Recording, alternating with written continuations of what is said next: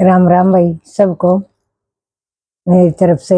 मेरे आज के चैनल में एक कहानी लेके आई हूँ मैं, भाग्य और बुद्धि और कर्म की, तीनों की कहानी लेके आई हूँ भाई। ध्यानपूर्वक से सुनियो। एक बार एक एक औरत और दो आदमी झगड़ रहे थे, आपस में बहुत झगड़ा कर रहा था। तो एक देश का राजा वहां पर आ गया जंगल में और बोले भाई तुम क्यों झगड़ रहे हो। राजा पूछने लगे उनसे।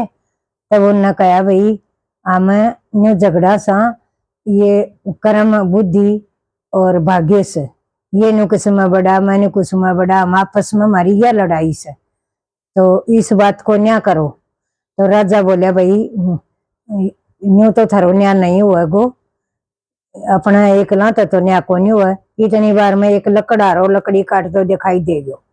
तो राजा बोले भाई चलो इस लकड़हारे के द्वारा चला, हमने ज्ञान करो इस लकड़हारे तो बेचासो थारी बुद्धि भाग्य कर्म। तो कर्म ना बोले भाई तू करते रहो इस्तेमाल पहले।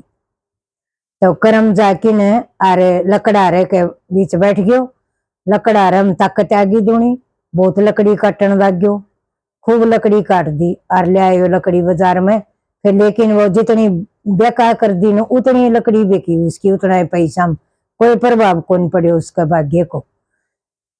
एक हफ्ता तक उसने वो करो, उसका भीतर प्रभाव करते रहो।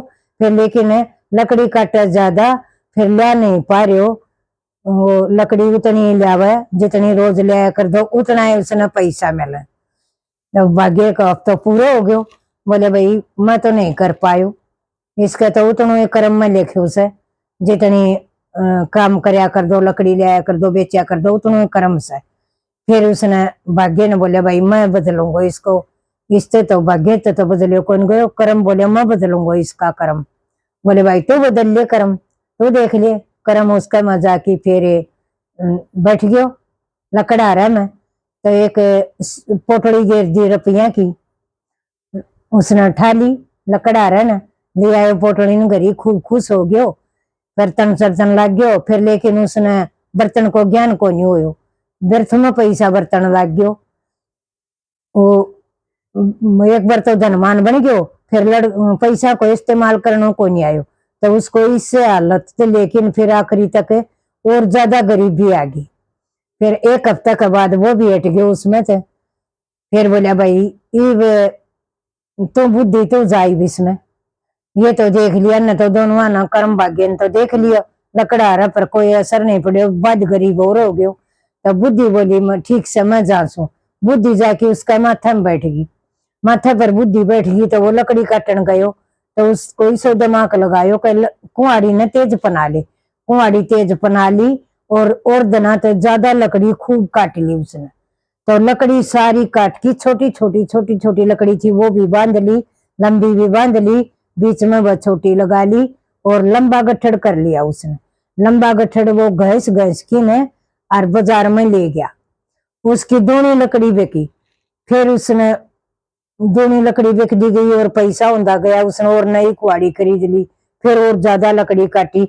न्यू काट कूट की उसके पास बहुत धन हो गयो कि उसने बुद्धि को इस्तेमाल करो, वो खूब धनवान बन गयो। धनवान बन गयो तो एक हफ्ते के बाद उसने बुद्धि में इस्तेमाल करके देख लियो, तो बुद्धि बिना काम नहीं बना। फिर वह 2-3 हफ्ता के बाद वो राजा और भाग्य बुद्धि वह उसके पास आके फिर वह मिला, कर्म दौरे आके फिर मिल गया। मिल गया तो बोले भाई बताओ किसमें के ज्यादा बने हो। जब बोला भाई देखे भाग्य ने भी देख लियो उस धन नहीं होयो, कर्म ने भी देख लिया नहीं धन होया। तो बोले राजा मारो न्याय करे। बोले भाई बुद्धि ने इस्तेमाल करया पाछे उसकी बुद्धि चली से, जब उसको धनमान बहुत ज्यादा बन्यो से, तो बुद्धि लगानी चाहिए, जो भी काम करे सोच समझ के करे और बुद्धि लगा के करे गोने, तो उसके काम में बरकत होगी।